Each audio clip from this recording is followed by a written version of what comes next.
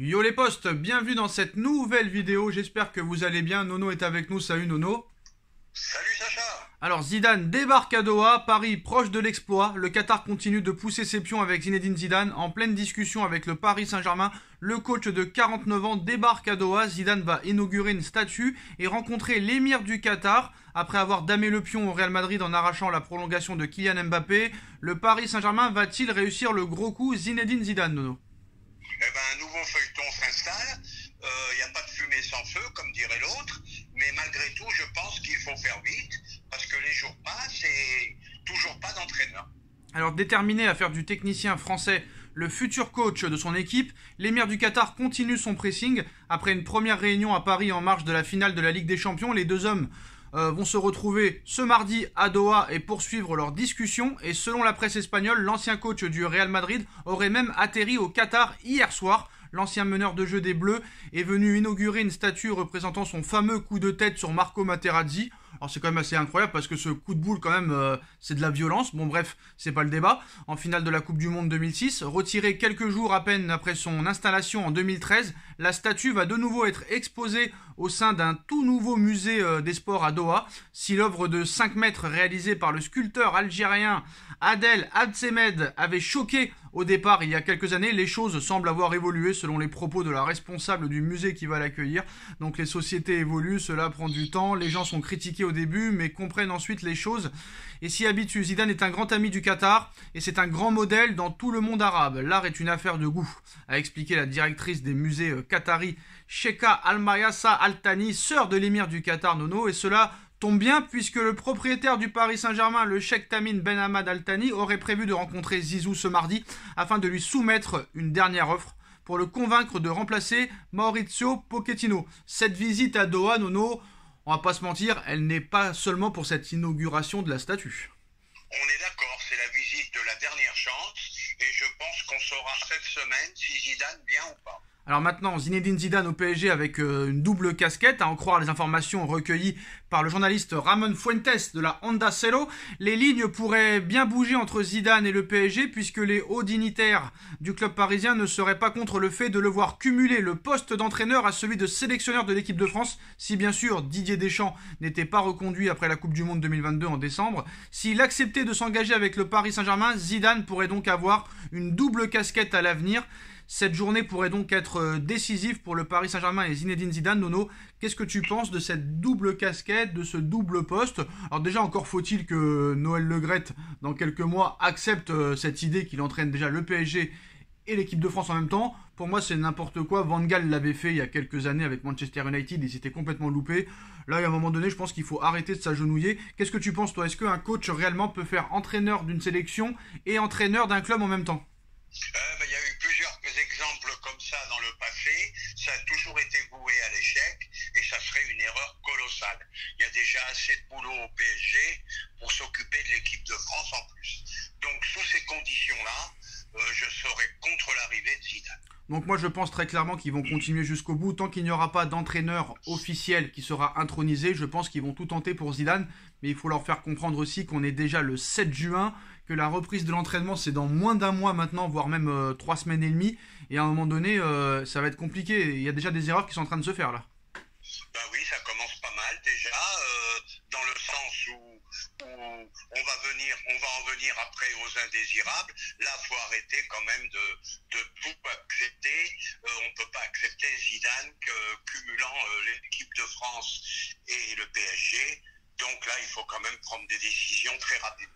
Donc normalement on le saura aujourd'hui ou dans la soirée ou demain si réellement Zidane a refusé officiellement. Mais moi honnêtement, c'est très compliqué ce dossier. En tout cas, le PSG pense à d'autres coachs si jamais Zidane ne venait à pas venir. Donc en quête d'un entraîneur, le Paris Saint-Germain a une nouvelle cible en tête. Il s'agit de Julian Lopetegui. Donc Pochettino est tenace, Nono. Depuis des mois, le technicien argentin est annoncé sur le départ, mais officiellement, l'ancien coach de Tottenham est toujours à la tête de l'équipe parisienne. D'après certains échos, il pourrait même aller au bout de son contrat si le PSG ne trouve pas réellement le remplaçant idéal, qui prend fin en 2023. Donc le soutien de Kylian Mbappé, qui a son mot à dire maintenant auprès de la direction, et les galères des franciliens pour trouver un nouvel entraîneur font ses affaires.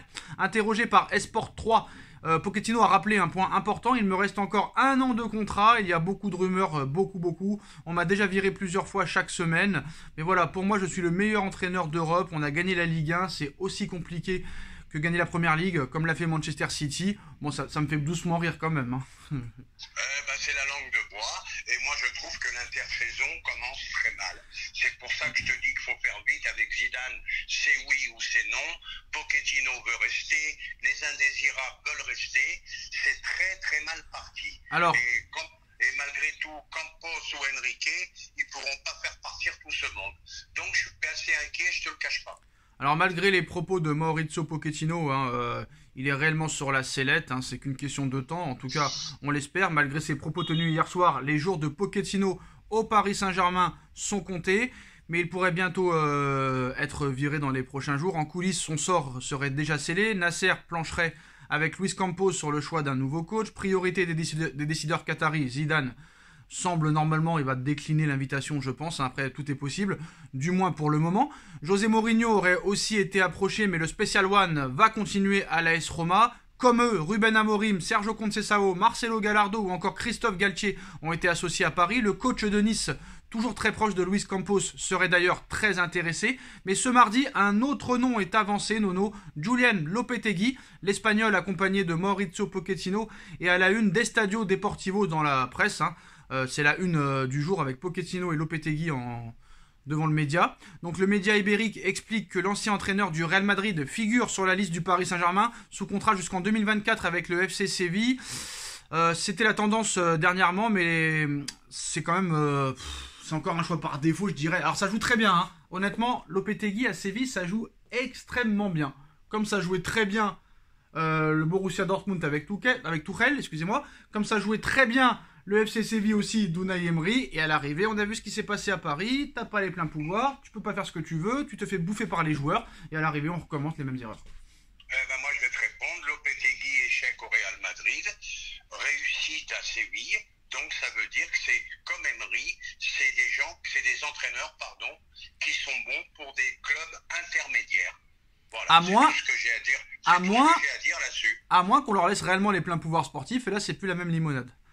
Non, mais j'ai vu au Real, ça a été un gros échec. Non, attention, Nono, au Real, il y a grosse pression aussi, il a eu très grosse pression, il n'avait pas les joueurs à sa disposition, il y avait beaucoup de blessés à l'époque, faut pas oublier, après ils l'ont vite viré, hein, ils l'ont vite viré, hein. Ils ont pas... Oui, mais avec des gros égos dans le vestiaire, un gros vestiaire comme ça, il faut vraiment des entraîneurs top niveau. Et pour moi, aussi bien lui que Emery, c'est des entraîneurs parfaits pour des clubs intermédiaires.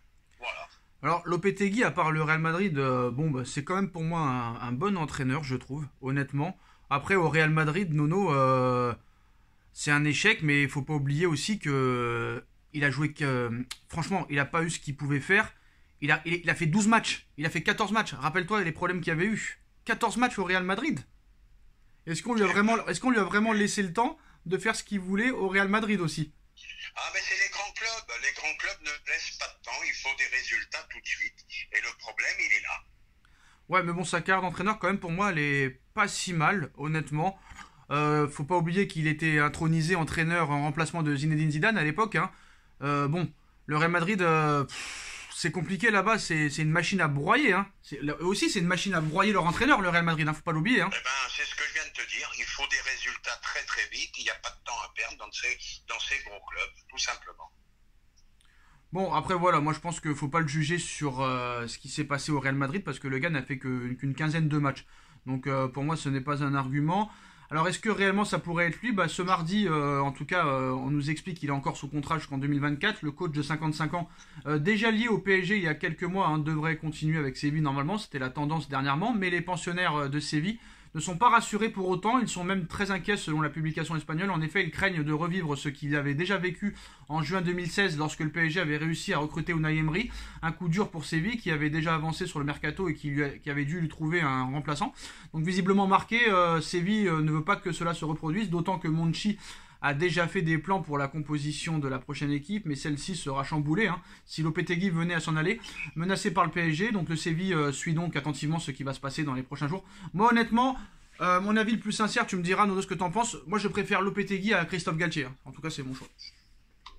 Moi, je crois que les deux, c'est à peu près l'équivalent. Non, rien à voir. Et je pense que Campos va vraiment pousser pour Galtier. Non, mais rien à voir. Lopetegui, c'est pas Christophe Galtier. Lopetegui montre beaucoup plus de choses sur le terrain, en termes de jeu, en termes de disposition, en termes de dispositif, de système tactique que Galtier. Galtier, on le connaît. Lopetegui, c'est football spectacle. Champion de France avec Lille. D'accord. Voilà, quoi.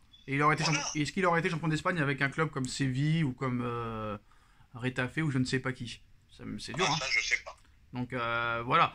Moi, je pense que ça pourrait être pas mal. Après, toujours le même problème. Est-ce qu'il aura les pleins pouvoirs? C'est toujours la même chose. Oui, mais alors maintenant, on va parler un petit peu, avant de finir, on va parler un petit peu du cas de tous ces indésirables. Qu'est-ce qui va se passer cette année? Est-ce que ça va être une année de transition en attendant que les fins de contrat arrivent? Ou qu'est-ce qui va se passer, quoi? Tu peux pas te retrouver avec 30 joueurs cette saison. Bah, ils se sont tous mis à parler en interview, ils ont tous dit qu'ils voulaient rester, donc le sujet est clos. Tu vas devoir assumer tes erreurs et les garder jusqu'à la fin de leur contrat. En tout cas, Nono, Luis Campos est intéressé par Lovro Mayer, milieu de 24 ans du Stade Rennais. Bonne saison, hein, 11 buts et 13 passes décisives. Un peu un style à la Luka Modric, hein, cette saison, très belle saison. Donc le PSG tâte le terrain dans ce dossier. L'Atlético, Leipzig et le Real Madrid le suivent aussi. Alors moi, je l'ai vu quelques fois jouer, franchement, très intéressant, hein, profil très intéressant. Oui, c'est toujours pareil, mais là, il y a trop de rumeurs, trop d'arrivées possibles, aucun départ qui arrive.